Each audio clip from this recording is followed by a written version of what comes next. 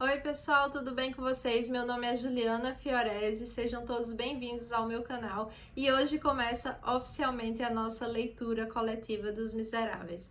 Para quem não sabe ainda do que se trata essa leitura coletiva, eu deixei aqui na descrição desse vídeo um link com a playlist de todos os outros vídeos que já saíram sobre esse projeto, então eu sugiro que vocês deem uma olhadinha lá antes para saber como é que tudo está funcionando, tá bom? E tem também na descrição do vídeo um link para download do PDF do nosso cronograma de leitura.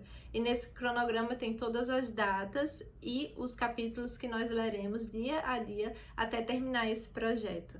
Tem também o link do Telegram, do nosso grupo no Telegram, e é nesse grupo que acontecem as nossas discussões. Eu tô amando ver todo mundo que tá lá, o pessoal tá mandando várias fotos e é muito bom porque a gente tá compartilhando essa empolgação de início de leitura, então tá muito gostoso de acompanhar tudo isso. E eu vou deixando aqui o convite para você entrar nessa leitura com a gente também, que tá incrível. Aqui na descrição desse vídeo tem também alguns links com os livros dos Miseráveis que estão sendo vendidos pela Amazon. E se você ainda não tem o seu exemplar e quiser adquiri-los através de quaisquer um desses links, vocês vão estar me ajudando com uma pequena porcentagem que a Amazon transfere para mim. Então, e isso não tem custo adicional nenhum para vocês, tá bom, gente? Quero deixar muito claro aqui, é sempre bom lembrar que isso aqui não é um estudo aprofundado da obra Os Miseráveis e também não serão aulas sobre esse livro. É só uma leitura coletiva que a gente vai trocar nossas ideias, nossas percepções ao longo dos dias enquanto a gente for lendo esse livro. E como esse é o primeiro vídeo do diário de leitura, digamos assim, vão ter spoilers aqui, tá certo, gente? Nesse vídeo a gente vai falar sobre os 3 primeiros capítulos desse livro, então se você ainda não leu, eu sugiro que vocês parem por aqui e voltem apenas quando vocês já tiverem lido os 3 primeiros capítulos, tá certo? Eu vou de vez em quando ficar olhando aqui para baixo porque minhas anotações estão aqui e tem alguns pontos interessantes que eu gostaria de comentar aqui com vocês também, tá certo? Então vamos começar. Vou abrir aqui o meu livrinho e o primeiro capítulo chama Charles Myriel. E aqui Victor Hugo vai nos apresentar esse primeiro personagem, que é o Bispo de Digne. Esse bispo, na minha edição, tem notas de rodapé que vão explicando algumas coisas interessantes. E como eu sei que tem algumas edições que não tem essas notas de rodapé, algumas coisas eu vou trazer aqui para vocês, porque é interessante até da gente saber, certo?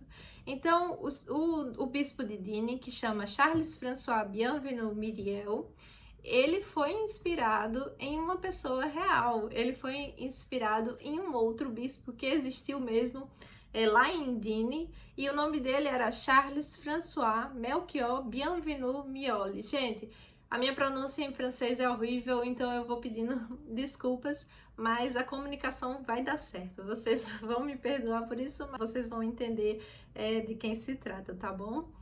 Então, o narrador ele começa da seguinte maneira. Antes dele falar da vida do bispo Myriel em Digne, ele diz que é importante começar a falar da vida de Myriel antes dele ser bispo lá de Digne. E ele fala o seguinte, que eu até anotei aqui, que é um ponto interessante para a gente ficar pensando. Ele diz assim: muitas vezes o que se diz do homem tem tanta importância em sua vida como o que estes realmente fazem. Então ele está dizendo aqui que o que se fala de você tem tanta importância quanto aquilo que você faz, né? E aí e realmente faz. Então fica aí o questionamento, né? O que falam tem tanta importância quanto o que se faz. Vocês concordam com isso? Será que vale a pena dar muita atenção ao que estão falando da gente, ou é mais importante aquilo que a gente realmente faz, né?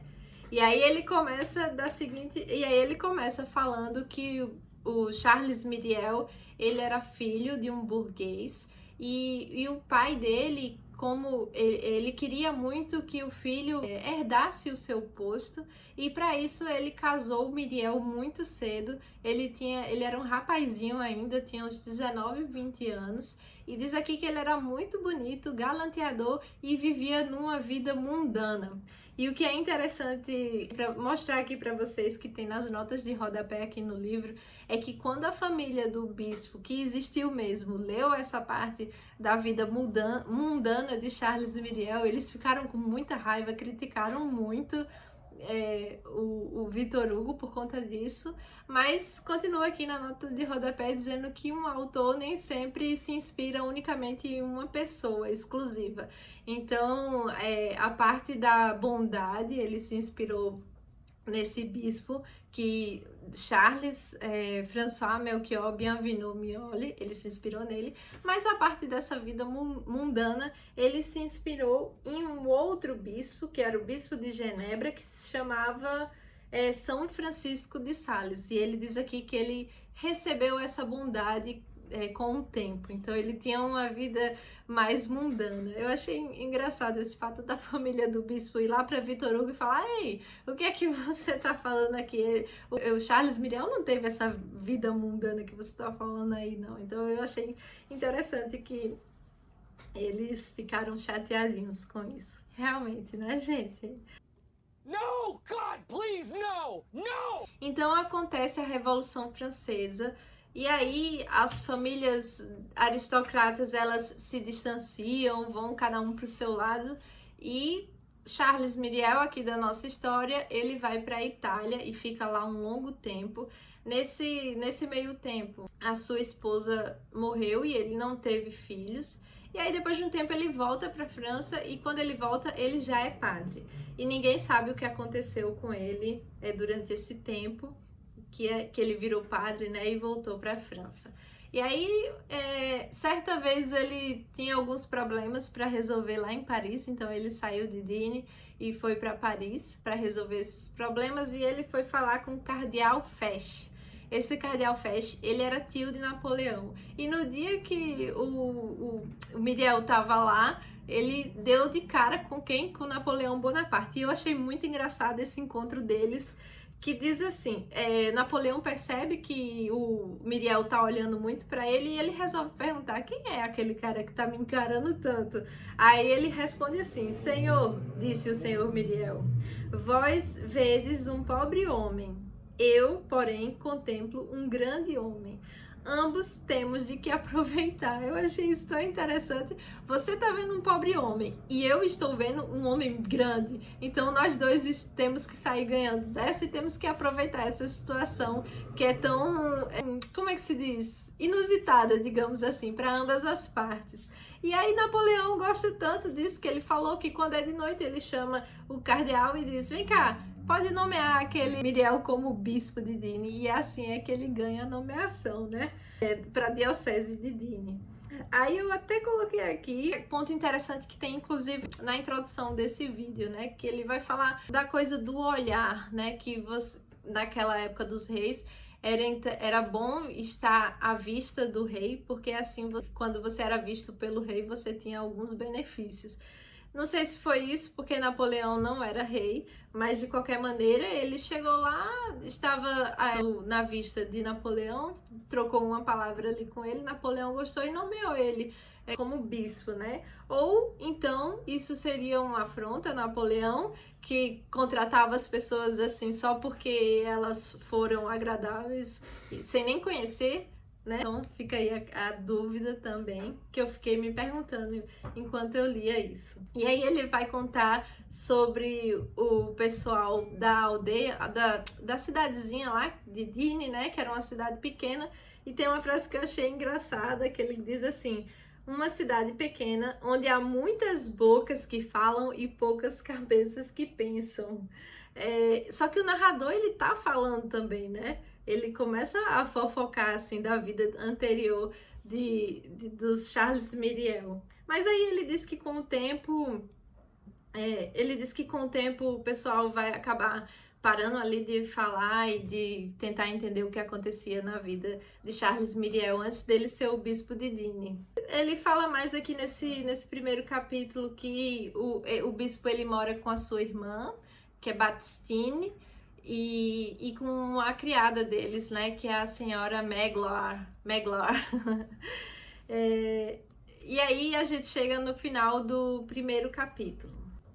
Aqui nesse segundo capítulo, que chama O Senhor Myriel torna-se Dom Bienvenu, ele vai mostrar como era a vida dos bispos lá, né? Então tá o Charles Myriel conversando com um diretor lá, dentro do Palácio Episcopal, né? Eles estão ali na sala de jantar, que antes a gente vê aqui no livro que o narrador ele faz uma descrição de um jantar muito pomposo que teve anteriormente. E aí o bispo de Digne, e o Palácio Episcopal ele fica do lado do hospital. E aí o bispo ele começa a observar assim e ver aquelas salas grandiosas, aqueles quartos, aqueles jardins do Palácio Episcopal, as árvores que tem lá, o tamanho que era tudo aquilo, e olha também para o hospital, que era um lugarzinho muito menor, com poucos quartos, era pouco arejado, tinha um jardinzinho muito pequeno, e ele começa a estranhar aquilo tudo, e ele fala assim pro diretor, quantas pessoas você acha que cabem aqui nessa sala? Aí o diretor vai falar, eu acho que uns 26 doentes deitados. Aí ele começa a analisar, e você acha que no jardim passa mais vento, é mais ventilado, tem um espaço melhor para os doentes tomarem sol? E o diretor vai dizendo, sim. Aí o bispo pega e fala assim, tem alguma coisa errada, senhor diretor, a gente tá no lugar errado. Você vai me entregar a minha casa e eu entrego a casa de vocês. Ou seja, ele diz que a casa dele é aquele hospitalzinho pequenininho, que também só morava ele e a sua irmã e a criada, e os doentes vão ser transferidos para o Palácio Episcopal. Então aí ele faz essa troca de lugares. Isso é muito bonito da parte dele. O diretor acha meio estranho ali, mas aí a troca é feita. E ele não tinha muito dinheiro. A sua irmã, ela recebia uma pequena pensão, e ele, do Estado, recebia 15 mil euros. E aqui no livro vai falar que ele divide, ele faz uma lista com os gastos da casa dele. E aí ele faz uma lista gigante, só que todo o dinheiro dele ele vai colocando para caridade, para congregação mesmo, para esmola, para ajudar nos presídios, enfim, ele faz uma lista de caridade. E ele fica com muito pouco ali para sobreviver, ele e as duas mulheres que vivem com ele. A irmã até aceita isso de bom grado, mas a senhora Megler, a senhora lá que mora com eles também, ela não gosta muito disso, porque diz que eles estão vivendo com muito pouco, que nem dá para viver. Aí um dia ela questiona assim pro bispo, bispo, mas você nem reclamou sobre o dinheiro dos transportes para ir fazer visitas nas aldeias ao redor aqui? Gasta-se muito com isso. Aí o bispo pega e fala, realmente tem razão, eu vou fazer essa reclamação. Aí o bispo faz a reclamação e ele recebe mais 3 mil francos por ano. Os burgueses, eles não gostam da situação, não gostam nada disso. E tem até um burguês lá que escreve essa reclamação, e ele fala o seguinte: despesas de transporte? Para quê? Numa cidade que não tem 4 mil habitantes? Despesas de viagens? Para que essas viagens? Além disso, como se pode andar de carruagem nessa região montanhosa? Não há estradas, só se pode andar a cavalo. A ponte de Durance, em Château Arnaud, só aguenta carros de boi. Esses padres são todos assim, gananciosos e avarentos. Esse, quando chegou, portou-se como um apóstolo de Cristo. Agora está como os outros, precisa de coches e carruagens, precisa de luxo como os bispos de antigamente. Essa padralhada. Aí ele faz um texto reclamando porque o padre pediu mais 3 mil francos de transportes nessas viagens que ele ia lá pregar a palavra dele, né? E aí a senhorita Megler, ela fica muito feliz e comenta com a irmã do bispo assim, finalmente ele começa a ter um pouco de juízo e a pensar nele mesmo. Agora que as caridades já estão todas certinhas, ele já tinha dividido para onde ia todo o dinheiro, vai sobrar um pouco pra gente, ela diz assim. Só que aí chega de noite e o bispo faz outra listinha das despesas da casa dele, das despesas de transporte. E ele vai pontuando tudo. E aí, para desespero dela, né, da madame lá, ele distribui todo o dinheiro para doação também, para dar caldo de carne aos doentes, para a sociedade de caridade maternal, enfim. Ele distribui todo o dinheiro e acaba ficando sem nada.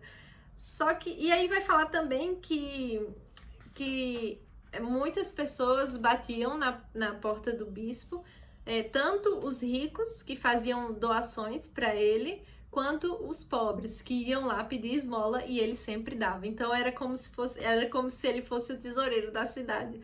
O dinheiro mal chegava e já saía, porque sempre tinha alguém doando e tinha muitas pessoas pedindo. Ele vai até dizer assim que tem muito mais pobreza, muito mais miséria do que a generosidade das pessoas que têm algo a oferecer, né? Então ele assim, dava até o que ele não tinha, ele vivia realmente com quase nada, assim, era só sobrevivência mesmo. E para ele tava tudo bem, para a irmã dele também. Aí a gente já passa para o terceiro capítulo, que é A Bom Bispo, Mal Bispado. Tem uma coisa muito engraçada que acontece aqui, que assim, mesmo sem o dinheiro do transporte, ele não deixava de percorrer toda a sua diocese. E eram muitos lugares e que às vezes tinham até difícil acesso, tinha que subir montanha, enfim, mas ele não deixava de fazer essas visitas.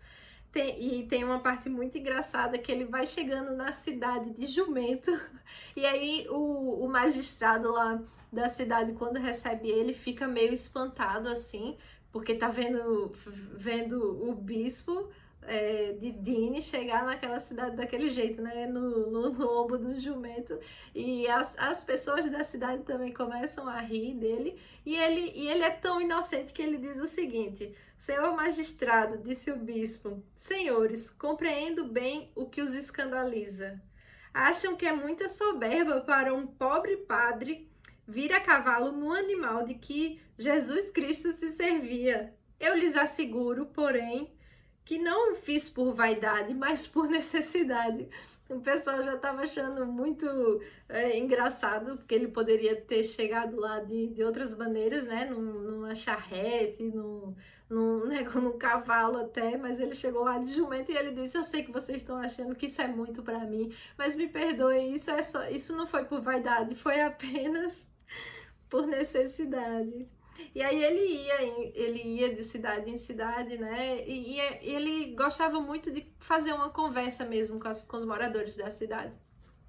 Era mais uma conversa assim, ele chegava lá, via qual era o problema daquela cidade e dava de exemplo uma solução para aquele problema que ele já tinha visto na vizinhança.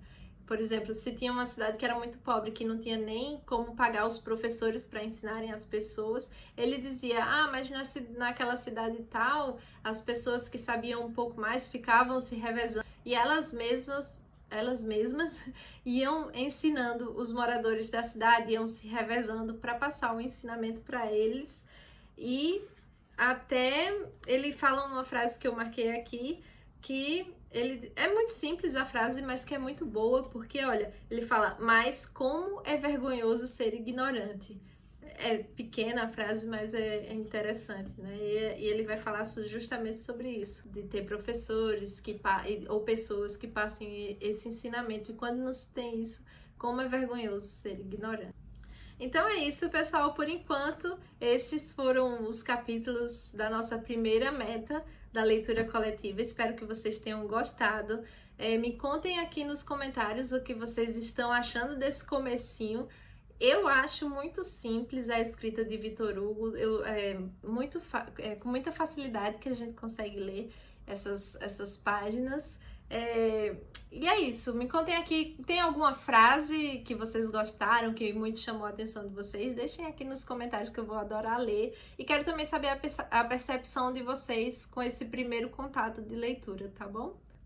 É isso, pessoal, na descrição aqui do vídeo tem o link da minha loja online. Para quem não sabe, eu sou ilustradora e eu vendo minhas ilustrações, vendo marcadores de páginas. Então, se vocês quiserem ajudar o meu trabalho e e se vocês quiserem lindos marcadores para acompanhar a leitura de vocês, é só ir lá no link da minha loja online, tá aqui embaixo. E também tem o meu link do Apoia-se, que é um projeto de um clubinho de papelaria e organização que eu faço, tá certo? Tá tudo lá na descrição do vídeo.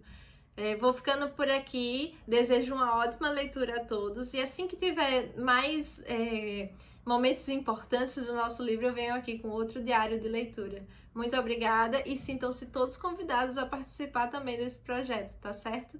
Um grande beijo e até a próxima!